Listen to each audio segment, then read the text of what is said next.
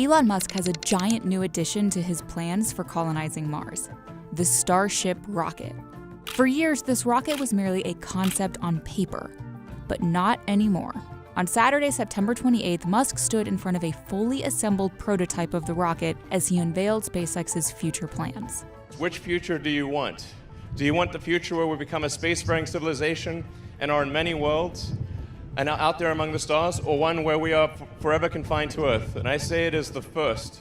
If all goes according to plan, when Starship is complete, it will tower 387 feet tall, measure 30 feet in diameter, and be capable of transporting people to Mars. For comparison, it will be about 5.5 times taller than SpaceX's first successful rocket, the Falcon 1. Starship is the rocket that Musk has aspired to build ever since he founded SpaceX in 2002.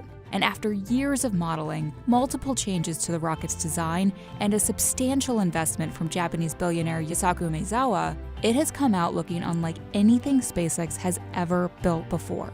For example, SpaceX's Falcon 9 rockets are covered by an aluminum-lithium alloy. But as you can see, Starship is covered with something different, which Musk called the best design decision of the entire project. Steel is the best design decision on this whole thing, is a 301 stainless steel.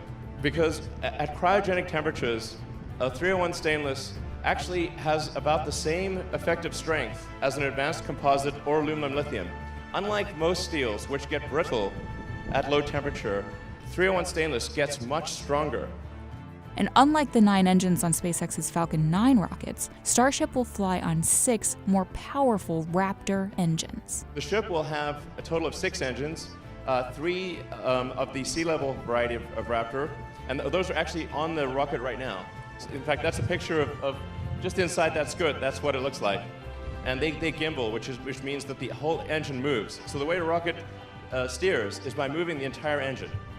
So whereas an aircraft engine is static and you move by moving like the control surfaces like the ailerons and rudder and elevator and flaps, the rocket, when the engines are powered, you move the entire engine to steer it. The Starship will have 3 sea-level engines that move up to about 15 degrees angle, and 3 vacuum engines that are optimized for efficiency that will not move. So they will be just fixed in place. Musk said that within the next 1 to 2 months, SpaceX will launch this Starship prototype called Mach 1 to 12.5 miles in the air and then land it back home in Boca Chica, Texas.